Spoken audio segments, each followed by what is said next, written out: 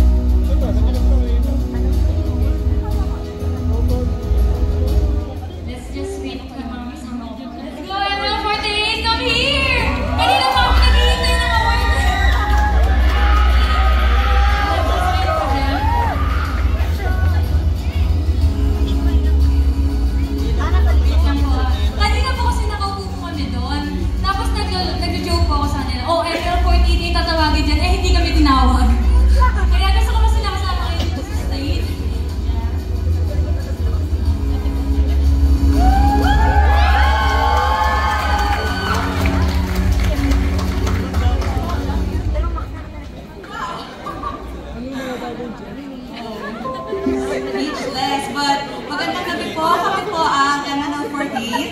Kami po ang Filipino International Sister Group ng AKB48 from Japan.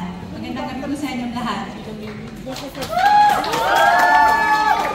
Una po sa lahat, gusto ko naman magpasalamat dahil napakalaking karangalan ng pagbilang dito sa 10th P-Pop Awards, and pang ilang attend na po namin dito, and we're very, very honored to share the stage and to meet fellow P-Pop artists na may isang layunin lamang, at yun ay mapalago at palaki ang P-Pop dito man sa Pilipinas, kundi sa ibang bansa.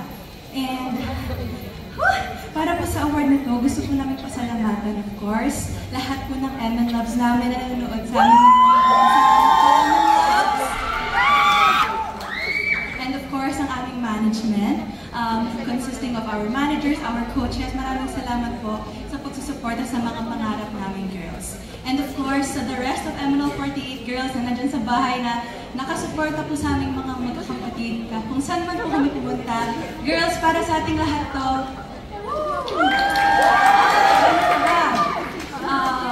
nagkaroon po ng quite a break ang MNL48, and we're so happy to be back on track, of course, as one of the pioneers of P-pop. It's really an honor to be part of this ever-growing community. And of course, sabi nga namin, sulong lang kami ng sulong. So kung ano mang iba to sa atin ng mundo, tuloy-tuloy lang kami sa pagsulong at sa pagtiwala sa isa't isa at sa aming mga pangarap.